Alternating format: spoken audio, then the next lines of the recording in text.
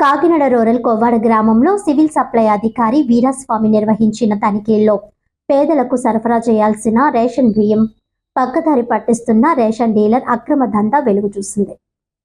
ఇక వివరాల్లోకి వెళ్తే కేంద్ర రాష్ట్ర ప్రభుత్వాలు పేదలకు అందిస్తున్న ప్రజా పంపిణీ వ్యవస్థ బియ్యాన్ని కొంతమంది రేషన్ డీలర్లు అక్రమంగా దోచుకుంటున్న ఘటనలు మళ్లీ వెలుగులోనికి వస్తున్నాయి. కాకినాడ రూరల్ మండలం కొవ్వాడ గ్రామంలో రేషన్ డిపో నెంబర్ 0423036 కు చెందిన డీలర్ కాళ్ల ఆపరంజిని కార్డుదారులకు ఇవ్వాల్సిన బియ్యాన్ని తరచూ తక్కువగా ఇస్తున్నారని స్థానికులు ఆరోపించారు. ప్రతి లబ్ధిదారుడికి 1 కిలో చొప్పున తక్కువ ఇస్తున్నారని ప్రశ్నిస్తే డీలర్ అపరంజిని ఆమె భర్త వైసీపీ నాయకుడు కాళ్ళ లక్ష్మణ్ దురుసుగా ప్రవర్తించేవారని గ్రామస్తులు చెబుతున్నారు. స్థానికుల ఫిర్యాదులపై స్పందించిన సివిల్ సప్లై అధికారి వీరస్వామి తనిఖీలు నిర్వహించగా డిపోలో ఉండాల్సిన స్టాక్ కంటే 350 కిలోల బియ్యం తక్కువగా ఉన్నట్టు గుర్తించారు.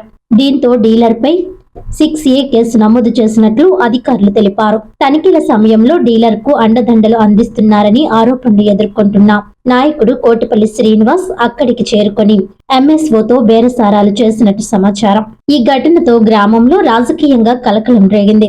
రానున్న పంచాయతీ ఎన్నికల నేపథ్యంలో ఇలాంటి కోవట్ వ్యవహారాలకు అడ్డుకట్ట వేయాలని స్థానిక జనసేన నాయకులు డిమాండ్ చేస్తున్నారు.